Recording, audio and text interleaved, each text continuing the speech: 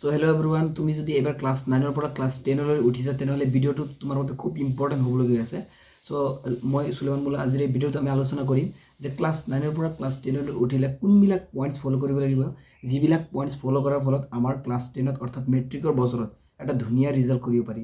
যিহেতু তোমালোক নতুন এতিয়া ক্লাছ 10ত উঠিছা, চ' তোমালোকৰ বাবে এই পইণ্টছবোৰ খুব ধুনীয়া খুব ইম্পৰ্টেণ্ট হ'বলগীয়া আছে। এই পইণ্টছবোৰ তোমালোকে ফ'ল' কৰিলেহে এইবাৰ তোমালোকে ধুনীয়া এটা ৰিজাল্ট কৰিব পাৰিবা। চ' নাম্বাৰ 1, তোমালোকে ছেট এ গ'ল, এটা টাৰ্গেট ছেট কৰা যে তোমালোক ক্লাছ 10ত কেনেকৈ পঢ়িছা এইটো বাদ দিয়া, ক্লাছ 10ত কি কৰিলে সেইটো বাদ দিয়া। এতিয়া যিহেতু এইটো তোমালোকৰ মেট্ৰিকৰ বছৰ, ক্লাছ 10ৰ বছৰ, চ' এতিয়া তোমালোকে এইটো বছৰত তোমালোকে ফাৰ্ষ্ট অফ অল এটা কাম কৰিব লাগিব। তোমালোকে এটা পেজ লৈ লোৱা। চ' তোমালোকে এটা কাগজ লৈ লোৱা, কাগজত ধুনীয়াকৈ লিখা যে 95% টাৰ্গেট বা 85% টাৰ্গেট, 80 টাৰ্গেট। চ' তোমালোকে টাৰ্গেটটো ছেট কৰাৰ আগতে তোমালোকে এটা কথা মনত ৰাখিবা ধুনীয়াকৈ, সদায় টাৰ্গেট সদায় ডাঙৰ ৰাখিব লাগে। যে 95%, কিছুমান ভাবি আছে কি 95% লিখিম কিন্তু যদি নাপাওঁ, তো একো কথা নাই, নাপালে একো কথা নাই। যদি 95% নোপোৱা, 90 পাই যাবা, তথাপিও তুমি হেপী হৈ থাকিবা।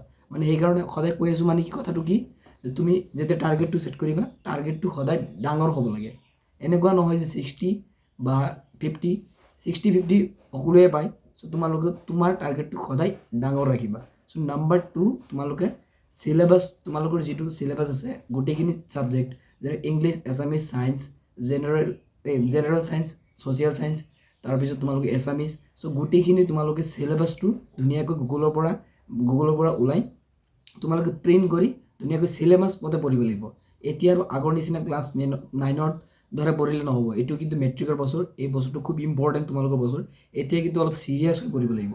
সেইকাৰণে কৈ আছোঁ যে কি, তোমালোকে চিলেবাছ ধুনীয়াকৈ চিলেবাছ প্ৰিণ্ট আউট কৰি লোৱা। চিলেবাছ মতে পঢ়িব লাগিব, কোনটো চেপ্টাৰৰ পৰা কিমান মাৰ্কছ আহিব বা কোনটো চেপ্টাৰত বেছি মাৰ্কছ, চ' সেই মতেহে পঢ়িব লাগিব। চ' নাম্বাৰ 3, তোমালোকে ডেইলি গ'ল ছেট কৰিব লাগিব। কি, ধৰি লোৱা আজি আমি এনেকৈ ছেট কৰিলোঁ যে আজি আমি ইংলিছৰ এ লেটাৰ টু গডৰ 5টামান এনচাৰ মুখস্থ কৰিম। চ' এনেকুৱাকৈ ধুনীয়াকৈ ডেইলি আমি গ'লছ বনাব লাগিব। তেতিয়াহে আমাৰ চিলেবাছটো ধুনীয়াকৈ কভাৰ হৈ যাব আৰু লগতে আমাৰ এটা ভাল ৰিজাল্ট হ'ব।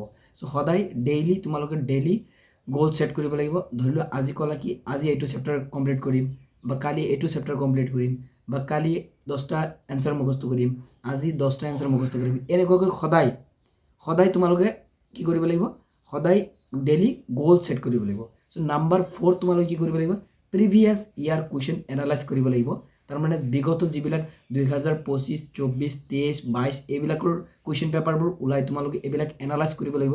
কেনেকুৱা ধৰণৰ প্ৰশ্ন আহে, কেনেকুৱা টাইপৰ প্ৰশ্ন আহে, পেটাৰ্ণটো কি, MCQ কেইটা আহে, ডিছক্ৰিপটিভ টাইপ কেনেকুৱা আহে। চ' এই কুৱেশ্যনবোৰ তোমালোকে ধুনীয়াকৈ এনালাইজ কৰিব, সেইমতেহে তোমালোকে ষ্টাডি কৰিব লাগিব। ধৰি লোৱা কি, তোমালোকৰ 45টা MCQ আহে, কি MCQত তোমালোকে বেছি গুৰুত্ব দিব লাগিব। যিহেতু 45 মাৰ্কছ MCQ আহে, চ' MCQ তোমালোকে বেছি গুৰুত্ব দিব লাগিব। সেইটোৱে কৈ আছোঁ। এইকাৰণে প্ৰিভিয়াছ ইয়াৰ কুৱেশ্যন তোমালোকে এনালাইজ কৰিব লাগিব।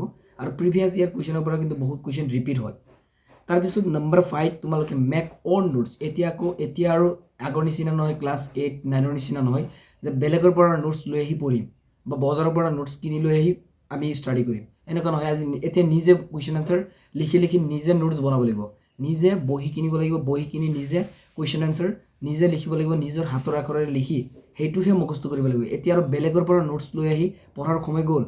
এতিয়া তোমালোকে ক্লাছ 10ত উঠিছা, ডাঙৰ হৈছা, সেইকাৰণে কৈ আছোঁ এতিয়া তোমালোকে নিজে নোটছ বনাব লাগিব। মেক অন নোটছ, নিজৰ নোটছ বনোৱা, নিজৰ হাতৰ আখৰেৰে দি নিজে নোটছ বনাব লাগিব। তাৰপিছত তোমালোকে কি, এটেণ্ড অল ছাবজেক্ট।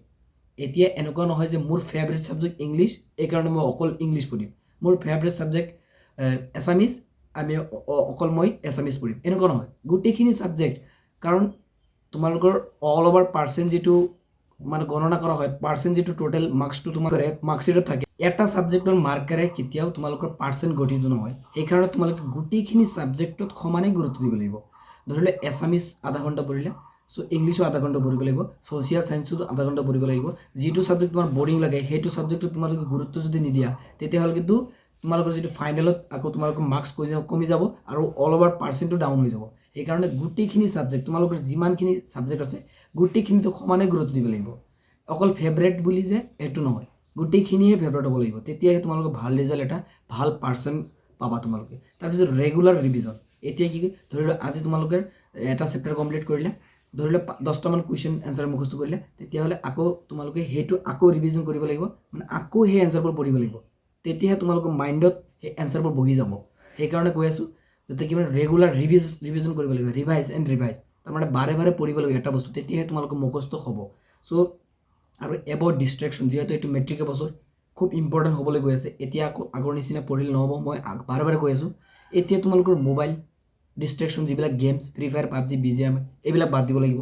তাৰপিছত তোমালোকৰ লাভ ষ্টৰী, GF এইবিলাক বাদ দিব লাগিব। তাৰপিছত তোমালোকৰ অকল ষ্টাডি, এতিয়া অকল ষ্টাডি, এইটো ক্লাছ 10ৰ বছৰ, অকল ষ্টাডিত ধ্যান দিব লাগিব।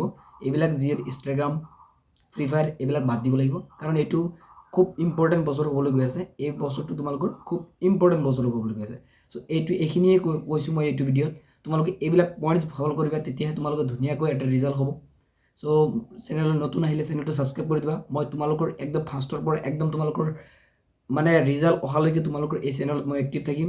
চ' তোমালোকে যদি মোৰ ভিডিঅ'টো ভাল লাগিছে তেনেহ'লে চেনেলটো ছাবস্ক্ৰাইব কৰি দিবা। Thanks for